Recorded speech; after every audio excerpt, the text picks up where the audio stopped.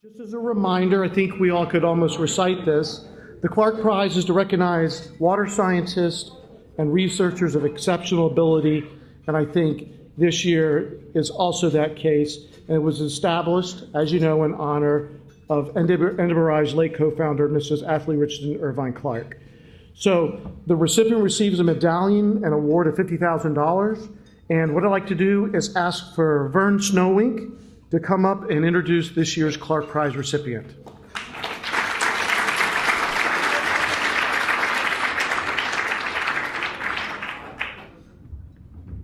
Thank you, Vernon. So just arrow down. Yeah, okay, good. And we'll go to that slide. Okay, good. Thank you very much, Jeff. It's my pleasure tonight to introduce our Rhodes Trussell as the 20th Clarke Prize awardee.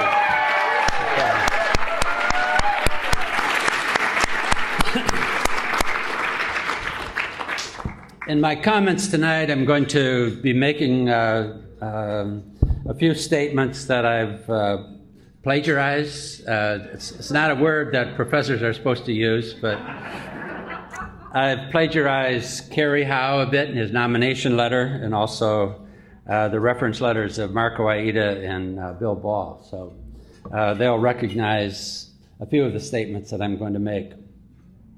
So I first met Rhodes in the early 70s at UC Berkeley. I was working on a project with David Jenkins at Berkeley, and he took me through the lab, and here was Rhodes. His office mate, Mike Cavanaugh, so we had a nice discussion. When Rhodes finished UC Berkeley, we at the University of Illinois worked very hard to get him to come to Illinois to be a professor. That didn't work out for us, obviously, but he certainly, in his chosen career, he has done everything that a person could expect in a career. He received his BS, MS, PhD from Berkeley. Later on, he was a graduate from Stanford Executive Program. There's no one here from Stanford, is there? Right? Okay. And there's no one here from Berkeley either, I would say. But he was studying subjects at Berkeley, such as water chemistry with Jerry Thomas, disinfection with Bob Selleck. There were a few other professors there, Warren Kaufman, Erm Pearson, David Jenkins. And he learned from some of the best. And he learned well. He's had excellent judgment. All the way. The only time that I have questioned his judgment is when he rooted for the Dodgers instead of St. Louis. Okay. In 1972, he joined James Montgomery Consulting Engineers, later to become MWH, and he worked there for 31 years. He rose rapidly through the ranks. He started the company's laboratory in an applied research department, eventually became senior vice president and corporate director of water technologies. And in 2003, he founded his own firm, Trussell Technologies Incorporated. With respect to his legacy and engineering achievements, I think it's best summarized by saying he's known for his outstanding ability to apply basic principles of engineering, chemistry, biology, and physics to complicated problems and to successfully solve these problems.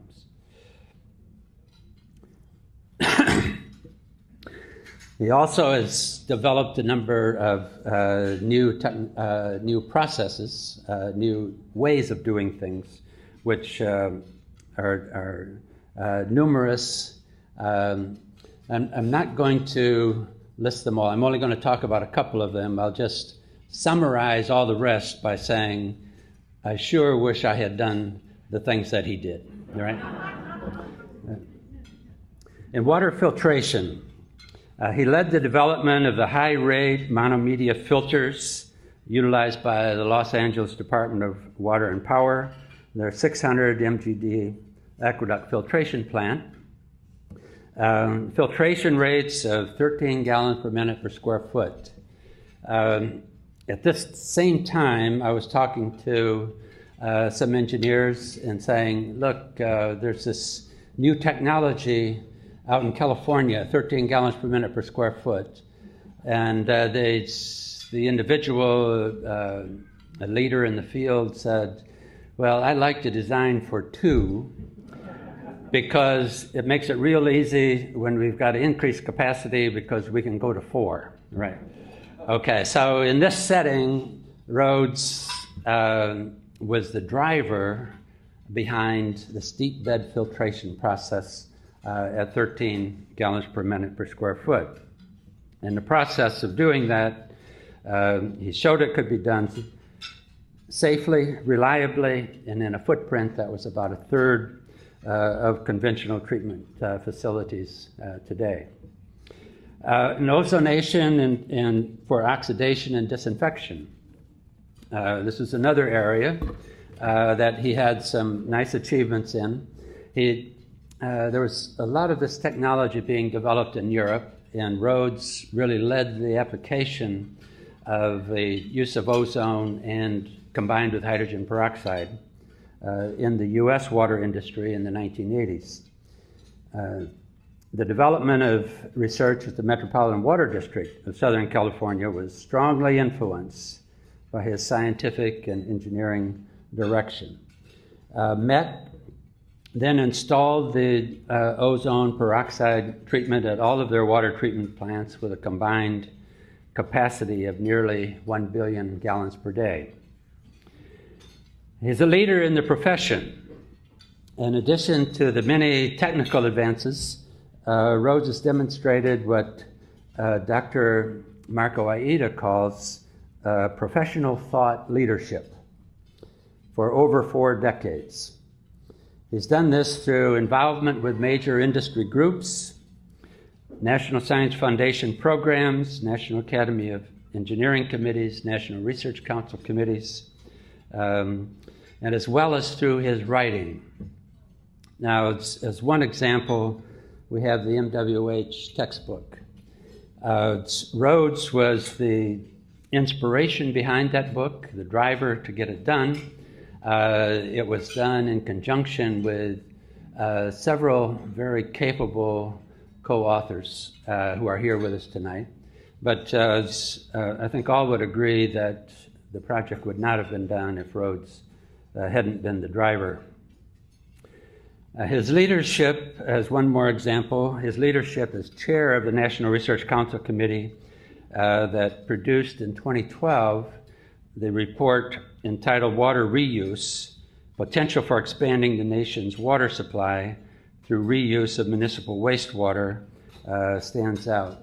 I've read this report. I think it's an outstanding report, and I think it's going to have a major impact on the direction that our profession takes with respect to issues like potable water reuse.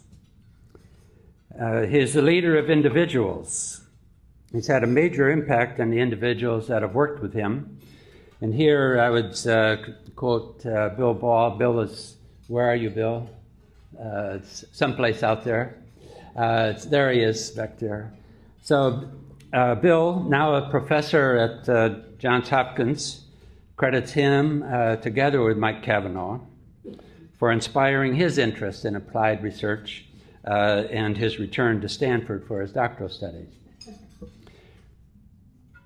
As further evidence, here's Rhodes with 2 followers, 2 colleagues that look like they're ready to follow him to the moon.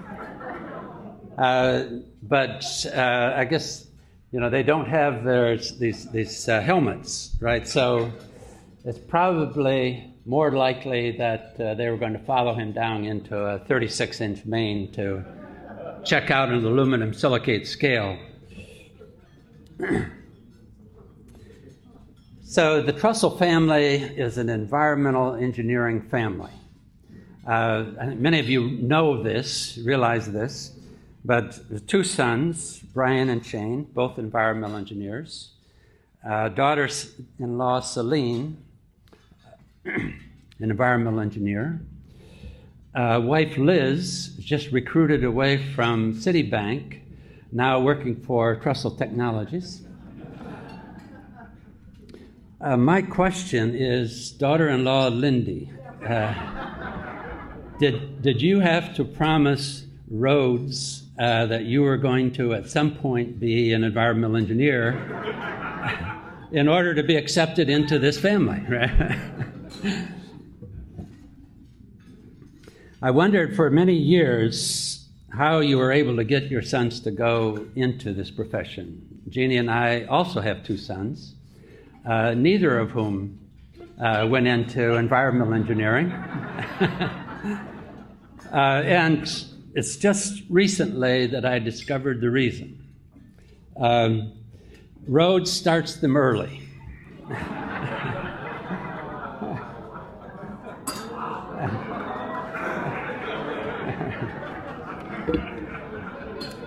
The newest granddaughter in the Trussell clan, Mia Trussell,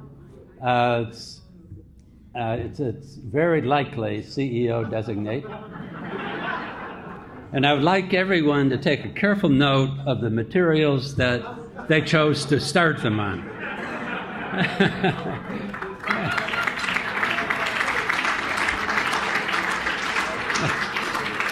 In case you can't read upside down, that happens to be Water Chemistry by Snoeyink and Jenkins, right? So it's both David and Jenkins and I congratulate you on the choice of materials that you're using to bring up your granddaughters. Okay, so in conclusion, I'd like to close with a quote from Marco Aida, Dr. Aida. There's no doubt that without Rhodes Trussell, our industry would be quite different and the less for it. This is something that I share as well. Rhodes has made outstanding contributions. Rhodes, thank you for everything that you've done for the profession.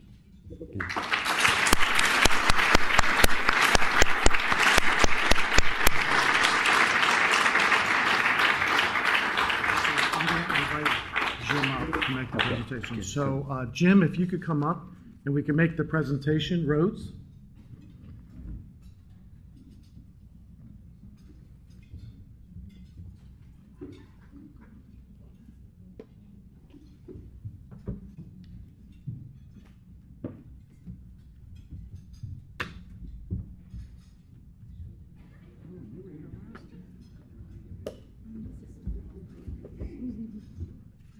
So on behalf of the Joan Irvine Smith and Ashley R. Clarke Foundation, it is my great honor and pleasure to bestow upon you the Ashley R. Clarke.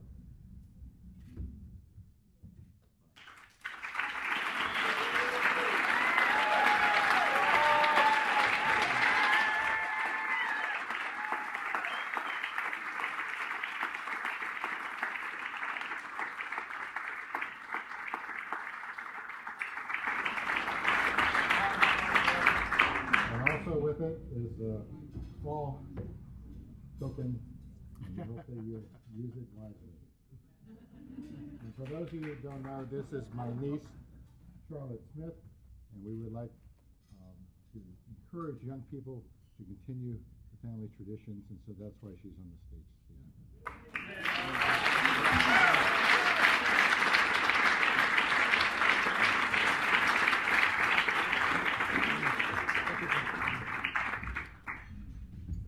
So as part of his award, Rhodes has the pleasure of giving us a lecture on a topic of his choice. Rhodes? Thank you, Jeff. And thank you to all your staff for the wonderful job you've done putting this all together. And thank you to the Irvine family for not for giving me the award. Certainly thank you for that, but thank you for setting up this foundation and this wonderful award, which I think really has had immense impact on our industry and on the future of water, and I'm really glad that I'm here to receive it, but that you're here to provide it.